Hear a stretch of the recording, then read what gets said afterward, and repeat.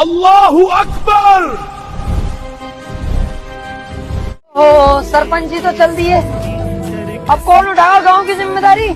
Germany Germany Germany Germany. आपने sweater क्यों पहन रखा है? ठंड लग रही है इसीलिए।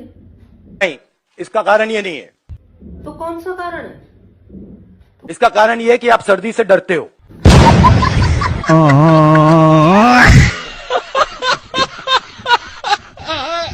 मोदी जी को देश की चिंता नहीं है।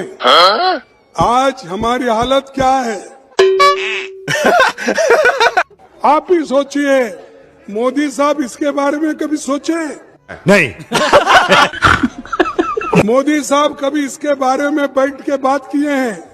साला ये दुख का खत्म नहीं होता बे। मौजूदा सरकार के बारे में आप क्या कहना चाहते हैं? ये मौजूदा सरकार सिर्फ और सिर्फ राम मंदिर पर ध्यान दे रही है। इस देश में इतना गरीबी है, इतना बेरोजगारी, इस पर कोई ध्यान नहीं दे रही है। बात तो आपकी सही है कि देश में बेरोजगारी और गरीबी बहुत है। आप भी शायद दिहाड़ी मजदूर हैं, ईंटें धोने का काम करते हैं। नहीं, हम लोग मजदूर नहीं है। तो फिर ये ईंटें जो मुर्शिदाबाद में बाबरी मस्जिद बन रहा है, उसी मस्जिद को बनवाने के लिए हम लोग ईंटें ले जा रहे हैं। पता है बाबर कौन था? वो एक चोर लुटेरा था जो हिंदुस्तान को लूटने आया था, और उस चोर लुटेरा के नाम पर आप लोग मस्जिद बनवा रहे हैं। क्या उससे आप लोगों की गरीबी दूर हो जाएगी, बेरोजगारी दूर हो जाएगी? लगता है कि आप अनभक्त भी है और गोदी मीडिया भी है। भोली सी सूरत, हाथ में कितली, दूर खड़ा चिल्लाए चाय चाय। मेरी नजर से तुम देखो तो वोट चोर नजर वो आए। भोली सी सूरत, बकरी सी सूरत, सर पे टोपी, दूर खड़ा चिल्लाए बम बनाए। मेरी नजर से तुम देखो आतंकी नजर वो आए। बकरी सी सूरत। अबे बकरी, राम राम। अगर इंडिया के साथ जंग हो जाए तो मोदी को कैसे मार के दिखाएगा? मार के दिखा। और शाबाश। पाकिस्तान जिंदाबाद, इंडिया हमेशा मुर्दाबाद। भिकमंगे देश का गंडमरा कमांडो जंग के लिए हो रहा तैयार। कस का नाड़ा बांध ले, कदी निकल जा सलवार। भारत से भिड़ने की बात करो, आटा नहीं थारे पास। अरे अपना शांति से टाइम काट लो, नहीं तो इतने बम मारेंगे पिछवाड़े में जमा देंगे घास। सुन, जय बाबा की, हिंदुस्तान जिंदाबाद। कांग्रेसी से पूछा कि आपको क्या उम्मीदें हैं, जीत रहे हो आप क्या? तो उन्होंने बोला हाँ जीत सकते हैं। कह रहा क्या है? कहता जी राहुल गांधी की रैली होने वाली है दिल्ली में। अच्छा। तो फिर भाजपा वाले से पूछा तो आप कैसे जीत रहे हो? कहता हम भी जीत रहे हैं। कह रहा क्या उम्मीद है? कह रहा जी राहुल जी की रैली होने वाली दिल्ली में। तो दोनों पार्टियों की उम्मीदें राहुल जी की रैली पे ही होती है। इस नारंगी संतरे से मुझे भी एक सवाल करना है। तुम्हारा घर मुसलमान को और जय भीम वाले को बदनाम करके चल जाता, या कोठे में भी बैठने जाती हो? हाँ, मेरा तो चल जाता है, लेकिन मैं वही हूँ जो 2 बार तुझे तेरे पूरे खानदान की औरतों का हल्ला कराने का, मुंह मांगी कीमत देने का ऑफर दे चुकी हूँ। ओ मतलब तू वो ऑफर को भुनाने के लिए आया है? ऑफर खुला है, ऑफर खुला है। और इस बार ना कीमत मैं नहीं लगाऊंगी, कीमत कमेंट में मेरे भाई लगाएंगे। उनको कौन चाहिए? तेरी बेटी चाहिए, माँ चाहिए, बहन चाहिए, चाची चाहिए, ताई चाहिए, फूफी चाहिए, नानी चाहिए, कोई भी तेरे घर की जो औरत चाहिए, वो खुद उसकी कीमत लगाएंगे। और जितनी वो कीमत लगाएंगे मैं उससे ज्यादा दूंगी, और अगर तुझे उससे भी ज्यादा चाहिए मैं उससे भी ज्यादा दे दूंगी। तेरी गरीबी बहुत ज्यादा चल रही है, तू ऑफर बुलाने के लिए दोबारा चला आया। तू एक कमेंट कर देता और भेज देता, जिसका हल्ला करवाना था तेरे को मैं करवा देती, मैं कीमत भी दे देती। लेकिन तू घबरा मत, ऑफर अभी भी खुला है, कभी भी भेज देना, तेरा भी करवा दूंगी। तेरा भी हो जाएगा, क्योंकि मुस्टंडे तेरे पिछवाड़े में लकड़ी डालने के लिए अभी भी हैं। पहले आप वीडियो देखिए।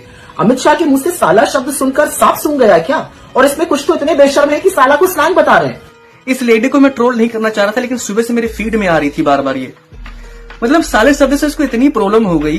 साला शब्द तो भारत का हर इंसान यूज करता है, ये आम भाषा का एक पार्ट हो बन चुका है अब। साला मैं तो थक गया, साला एक काम मेरे से नहीं हो रहा है। मतलब हर इंसान जो भारत का होगा वो हर इंसान इस शब्द का यूज एक बार तो जरूर किया होगा, और डेली लाइफ में तो खैर करते ही है। मतलब इस शब्द से इनको इतना बड़ी आपत्ति हो गई। लेकिन जब राहुल गांधी ने ये शब्द बोला,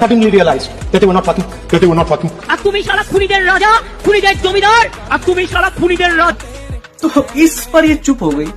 मतलब इस पर इस शब्द को ये चुपचाप घूंट बना करके पी गए, इन्होंने कुछ भी नहीं बोला। तो कहीं न कहीं इस शब्द का इनका कनेक्शन काफी ज्यादा हो सकता है, गहरा संबंध हो। भाई इतना बड़ा शब्द पार्लियामेंट में बोल दिया, और ये इस पर महिला मंडली चुप हो गई।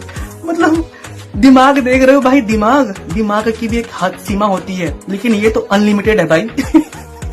आज हम फिर एक बार बात करेंगे हाँ इन्हीं कांग्रेसियों की। अमित शाह जी ने भी आज इनको बना ही दिया। ऐसे ही अमित शाह जी ने आज यानी कि घुसपैठियों की बात करी देश से भगाने की, तो सदन छोड़कर सारे के सारे कांग्रेसी भाग रहे हैं। जवाब नहीं सुन सकते हैं। इतना दिनों से देश के सामने में झूठ फैला करके इन्होंने। और जब अमित शाह जी ने नेहरू और इंदिरा गांधी, सोनिया गांधी, राजीव गांधी के बारे में बात करी, एक बार भी ये सदन छोड़कर नहीं भागे। ये क्यों सदन छोड़कर भाग गए? मैं इनके सामने तो कोई बात भी नहीं कर रहा था, ना कांग्रेस पार्टी के सामने बात कर रहा था। मैं तो बात कर रहा था घुसपैठियों को देश के बाहर निकालने। अरे ये तो देखिए साहब, अगर मैंने इतने सारे आरोप करे श्री जवाहरलाल नेहरू पर, इंदिरा गांधी पर, इनके पिताजी पर, सोनिया जी पर, तब भागते तो लाजिम था। जब गॉड से इतना ही हिंदूवादी था तो उसने गांधी जी को क्यों मारा? जिन्ना को भी तो मार सकता था। जिन्ना क्या उसका बाप लगता था? अरे दीदी, स्कूल क्या सिर्फ लंच बॉक्स सिखाने जाती थी? इस हिसाब से तो चमचों के जो पापा हैं, यानी तुम्हारे पापा फलाना गांडू जी, वो भारत के प्रधानमंत्री क्यों बनना चाहते हैं? इटली के क्यों नहीं बनना चाहते? और सरल भाषा में समझाऊं, तुम जो खाना खाती हो उसका शाम को गू ही बनता है, तो गू ही क्यों नहीं खा लेती? कांग्रेस का मतलब मुसलमान और मुसलमान का मतलब कांग्रेस, किसने कहा ये? यह कांग्रेस के मुख्यमंत्री तेलंगाना के रेवंत रेड्डी ने सार्वजनिक सभा में कहा कि मैं पिछली सभा में कह करके आया हूं, कांग्रेस का मतलब मुसलमान और मुसलमान का मतलब कांग्रेस। समस्या यहां है। इसी दूसरी सदन की फ्लोर में एक नेता ने कहा, वह जो हिंदू होते हैं वह 24 घंटे हिंसा हिंसा हिंसा, नफरत नफरत नफरत, झूठ झूठ और झूठ बोलते। यह भारत का देश है, मजहबी आधार पर बंटवारा करके बना है। जिस पार्टी ने इस देश का बंटवारा किया, वह पार्टी आज भी इस देश के सहनशील हिंदुओं को सिर्फ गाली देने में विश्वास करती है। अध्यक्ष महोदय, मुझे एक बयान और याद है इनके नेता का।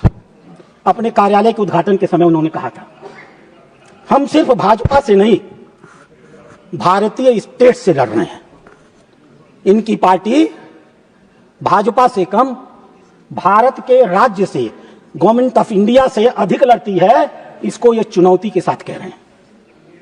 और अध्यक्ष महोदय, ये टुकड़े टुकड़े गैंग वाले लोग भारत के गाल पर वो तमाचा मारते और कहते हैं कि भारत एक देश नहीं है, यूनियन ऑफ स्टेट है। याद होगा आपको उनका बयान नेताजी का। मैं उस नेताजी के नाम को लेकर के अपनी जवान को गंगा नहीं करूंगा।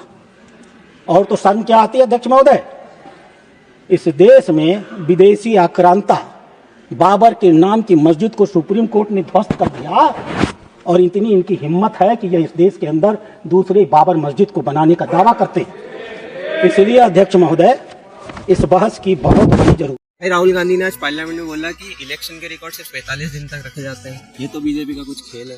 1951 में कांग्रेस ने ये रूल बनाया था 45 दिन वाला। मतलब 70 सालों से खुद ने तो कुछ किया नहीं, अब बीजेपी खेल खेल रही है। वो ये भी बोल रहे हैं कि ईवीएम तक उन्हें नहीं जाने दिया जाता। एक दिन पहले हर पार्टी के पोलिंग एजेंट को ना ईवीएम चेक कराई जाती है, पोलिंग एजेंट तक को, लेकिन बताएगा नहीं ये दल्ला। वो ये भी कह रहे हैं कि इलेक्शन कमिश्नर की अपॉइंटमेंट में उनका कोई से नहीं है। बेटे उनके टाइम पे तो बस पीएम अपॉइंट करता था, कम से कम इन्होंने एलओपी को तो रखा है। और उनका कहना है कि इलेक्शन कमिश्नर को क्रिमिनल प्रोसिक्यूशन से बचाया जा रहा है।